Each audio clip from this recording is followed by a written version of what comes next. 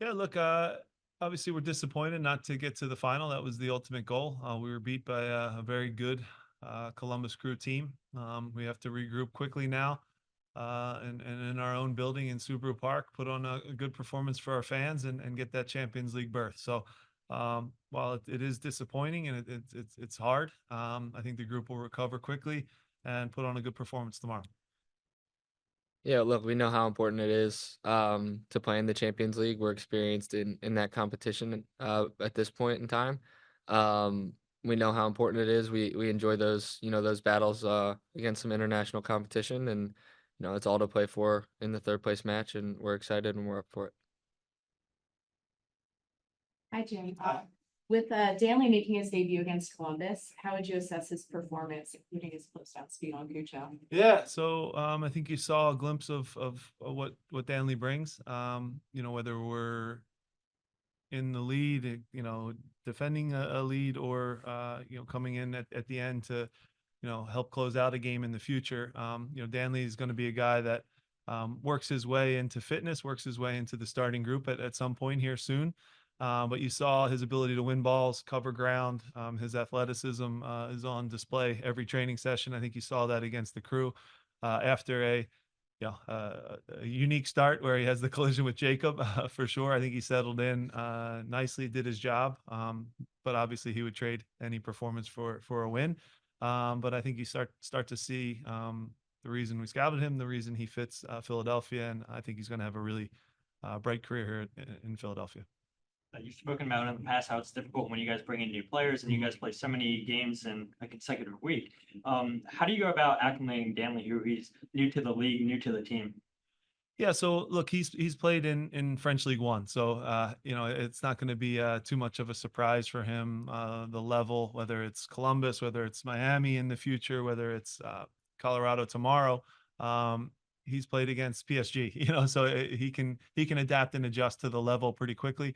The one thing to be said is he is still in his probably second to third week of preseason. Really, during the transfer rumors that he was surrounded that were going on with him. He had a pretty long layoff, so he is building fitness. He's certainly a player. I think you guys saw that enjoys running and closing the ball down. Having said that, though, it takes time now to build that fitness so you can do that for 90 minutes. So I think he's getting closer to that. I'm not quite there yet, but he'll certainly play a role in tomorrow's game, and you'll see those minutes start to accumulate as we have so many games. We have a quick turnaround, 2 days. We play Columbus, and then quickly in a rivalry game against Red Bull, and then we get a 2 week break. You guys see him more as an eight or a six, or Yeah, that's still he can do both. Again, we'll have to adjust and adapt in Jose's absence, who was a guy that kind of did the lone six for a lot of years. Leon can do that. Chuchu can do that. Danley can do that. So we'll have to find the best combination, and I think week to week it'll change. But he certainly can play right side of the diamond, left side of the diamond. He can play with 2 6s. He can play by himself as a six. So I think that'll be a opponent-based decision and what the team needs in that week. Keegan Rosenberry comes back home to Subaru Park this weekend. Can you share your thoughts on him as a player, how he helped the team transition to what it is now, how he helped you grow as a manager? Yeah, it says a lot to Keegan and his quality that Chris Armas chose him as his captain. I think that tells you everything. Chris was an incredible player in our league. He was the best captain I ever played with and was a great leader when I played with him in Chicago. So for him to choose Keegan speaks to Keegan's character. He's had an incredible career for himself, being an all-star this year. Really solid player, one that we had some good memories with here in Philadelphia. You see players like him, players like Austin Trusty and Mark McKenzie and all the guys that are now climbing the ranks in their respective parts of their career. It'll be good to see him tomorrow, but during the 90 minutes, obviously, I'm sure we'll have a handshake before the game, but once the game starts, we both want the same thing, and that's that third place in Champions League spot. Quinn, you're sitting out there, so I'll give you a question. You've talked about how you'll play anywhere on the field for a gym and the team, but you said you feel most comfortable playing as an eight on the right side of the diamond. How difficult is it where you might not be training all the time as a striker up there, whether it be with Mikel, Julian when he was here with Ty?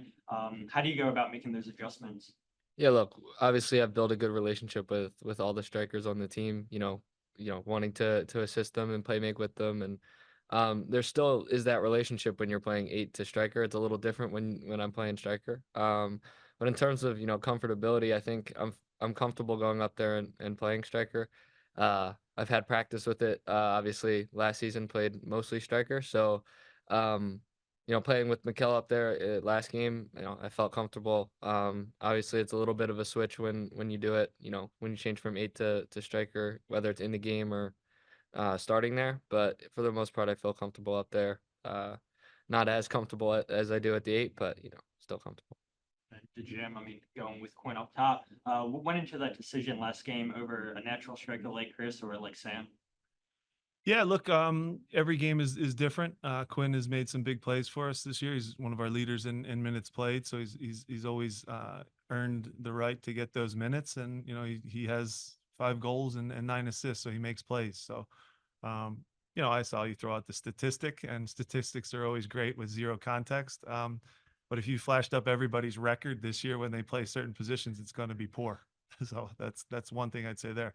But without the context of who's in goal, without the context of the opponent, who's available, who's suspended, who's on international duty, statistics become very flimsy and can paint any picture you want. So Quinn's a great player. He's had a great season for us. I'm proud of the work that he's done. It isn't easy to go and change spots, but I think the good players are soccer players, and they can solve any problem, whether I put him on the right, the left, striker, winger. He could probably play right back if we needed him to. So that's a good quality, and that will help him now as he continues to do well for us, but then also I think he can play in Europe. So again, this will get him prepared for the different things that come up.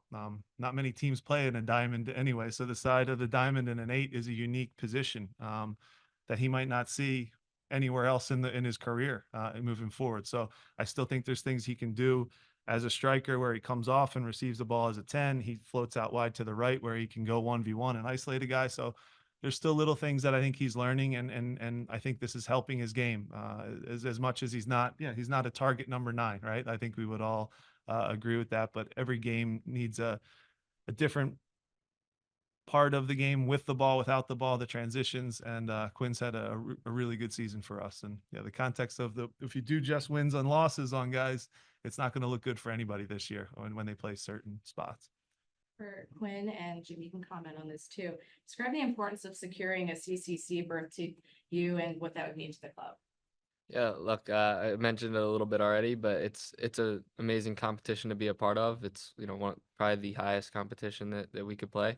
Um, the intensity in those games are immense, and it's great to my debut was in the CCC, so it's special to me, especially because that's where I started my first team career.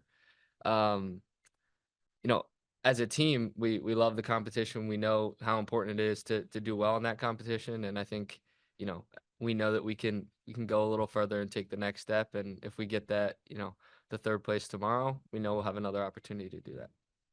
Yeah, and I would just add, I think we all have the context of what Champions League means in Europe, right? It's the ultimate, it's the highest prize, the highest competition, and the mindset of the fans, whether they're American or from Europe, is Champions League means something more. I still think that that's a growing mentality in our country.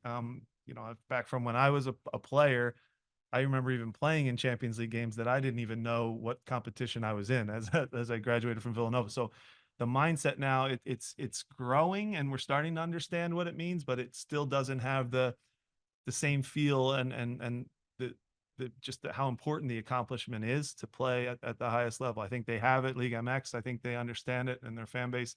Whereas, when I talk to my friends that are American football fans that are maybe casual soccer fans, they kind of are confused when we're playing a team from Honduras in the middle of our season started, and wait, why are you going down there? They don't fully get that it is the same competition that Europe has. Obviously, the quality is a little different, but you know what I mean. We haven't gotten there yet, and that's a mindset and a time thing. I think it's growing, getting stronger, and people are understanding it more. But there's still another level of how hard it is to get there and then to win. You guys have played 3 games in the next 6 days. You guys have played 3 games in 7 days. Is Yeah. there much difference losing that extra day of preparation? Yes, yeah, the extra day is huge. Not even for preparation; it's for recovery. These guys have basically been play, recover, play, recover. There's only so much you can do physically on the field. It's really demanding what we ask them to do. in hot weather during these summer months. And tomorrow 4:30 kickoff doesn't do us any favors, so it'll be about 86 degrees for us. And their recovery and sleep and eating right is I hate to say it, but is more important than anything we can do on the training field, whether it's with myself, whether Chris Armas would say the same thing. It's just it's about recovery at this stage. And going again, obviously there's scouting, preparation, film, all those things still matter a great deal. But when you have this many games in quick succession, the hardest thing is to keep the reserves going and keep them positive. But the starters are literally it's play, recover, play, recover. That's how it is at the highest level in Europe too. So we have to deal with that and adjust. Yes, with you, I'll go to Quinn first. You look at Mark McKenzie making that transfer to League One, and then Brendan Aaronson's off to a hot start with Leeds United. How much of a motivation is that for you as a player to see that those guys are playing at that level? Does that make you extra motivated to get to that level, knowing you played with them, that you can ultimately play there? And then Jim, as a coach, just seeing Mark and make that big move than the season that Brendan's having so far. Yeah, look, it's great to see, our future, I mean, our past products kind of take the next step. Obviously, have a relationship with those guys, so it's great for them. Happy to see. And look, the motivation, it's great to see that, and the motivation more comes from within for me. Can't speak for the rest of the homegrowns, but it's really great to see everyone doing well. You want, all the former Philadelphia Union guys to do well, unless you're playing against them. But for me, the motivation comes from within, and I have those motivations as well. So, just continuing to push this season and improve on how I've been playing. But yeah, no, it's great for those guys. Yeah, I think again, the guy to the left of me here, Quinn will be playing in Europe, I think, very shortly. To see Mark get an opportunity now to go to French League One. I had a great conversation while there was rumors around him going to Germany, Italy, all over England. And the Toulouse sporting director reached out, and I gave about as glowing of a review as I possibly could. And I think they did an amazing signing because Mark's going to go there and be great for them.